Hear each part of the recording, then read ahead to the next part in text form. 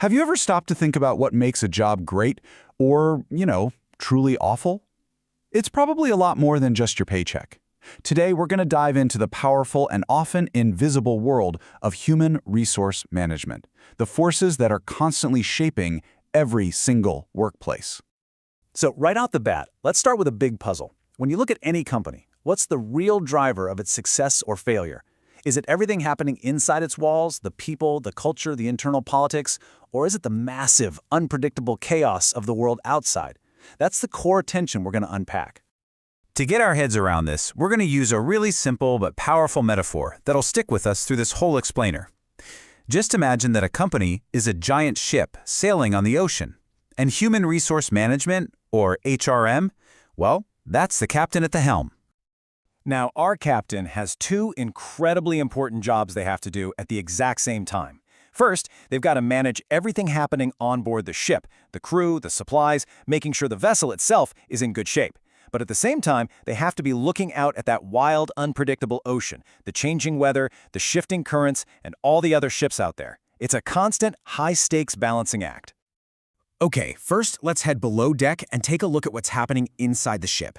This is what we call the internal environment. It's the world that the captain, our HR department, can actually have a direct influence over. So, what are we talking about here? Well, it's the crew, the employees, and everything they need to do their best work. It's how the company is actually put together, its structure. Of course, it's the company's financial health. And maybe most importantly, it's the culture, the vibe on board. These are all the levers the captain can pull to keep things running smoothly. And wow, just look at how much the crew itself has changed. That old school model of an employee who just showed up for a paycheck and did what they were told, yeah, that's pretty much gone. Today's workforce wants to be heard. They want a say in the decisions that affect them. They expect to be treated like a partner, not just a subordinate. And that shift, it changes absolutely everything for HR. And this is where you can see the smartest companies, the best captains, really adapting. Because there are more dual-income families and a bigger focus on life outside of work, they're getting creative. We're seeing things like on-site childcare, really flexible work hours, even job-sharing opportunities. It's all about helping people find that crucial work-life balance. Now, let's touch on something that a lot of managers see as a huge internal challenge: labor unions.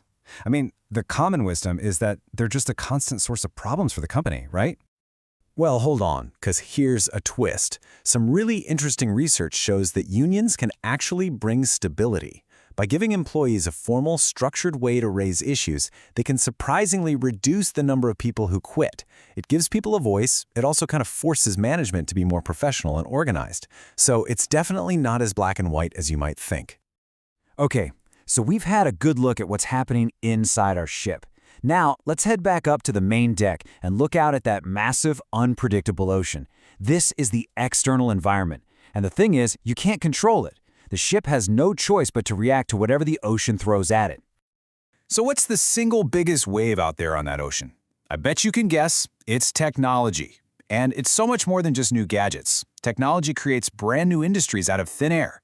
It totally changes how we work. I mean, look at remote work. And it demands that the crew is constantly learning new skills. You either adapt or you get left behind. It's that simple. But technology isn't the only powerful current out there. Just look at this. You've got huge economic forces like globalization, which can suddenly change everything about who you can afford to hire. There are social and demographic shifts like a more diverse and aging workforce, which totally rewrites the rules of company culture. Then you've got politics and law, which can either be a favorable wind pushing your ship forward or a sudden storm of regulations that brings you to a crawl. And of course, they're the customers. Their demands are always changing, which means HR has to constantly be on the lookout for new skills and new talent. So this is where it all comes together. The real genius of modern HR, of being a great captain, isn't just about managing what's on the ship. And it's not just about watching the ocean. It's about strategically navigating the incredibly complex relationship between the two worlds. So, what does this actually look like in the real world? Let's take a look at a company that is an absolute masterclass in this kind of adaptation: Johnson & Johnson. They've been successfully navigating these waters for over 100 years. So, what's their secret? Well, their secret sauce is a radical, decentralized model. See, they aren't one giant, slow-moving tanker. They're more like a fleet of over 200 smaller, more nimble ships operating in over 50 countries. And this structure empowers each one of those individual companies to adapt really quickly to its own local conditions, its own unique piece of the ocean. It is the art of adaptation in action. So here it is, the whole picture in one place. You've got the HR manager, our captain, sitting right there at the helm.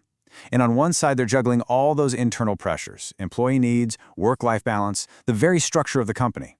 And on the other side, they are constantly scanning the horizon for those massive external forces, the economy, technology, competition. Their entire job is this non-stop, absolutely critical balancing act. All right, so after sailing this whole journey, exploring the ship inside and out, and facing the open ocean, what's the one big idea you should walk away with? What is the real job of human resource management today? I think it's so important to get this. Modern HRM isn't just about hiring, firing, and paperwork. That's a totally outdated view. Today, HRM is the strategic bridge. It is the vital connection point that allows a company's internal world to successfully adapt, respond, and even thrive in a world that is changing faster than ever. And that brings us to one final fascinating question to chew on. As we look ahead, which of these two incredible forces do you think will have the bigger impact on the workplace of tomorrow? Will it be the external force of relentless, unstoppable technology, or will it be the internal force of the evolving, complex, and deeply human needs of the people who make every single organization run?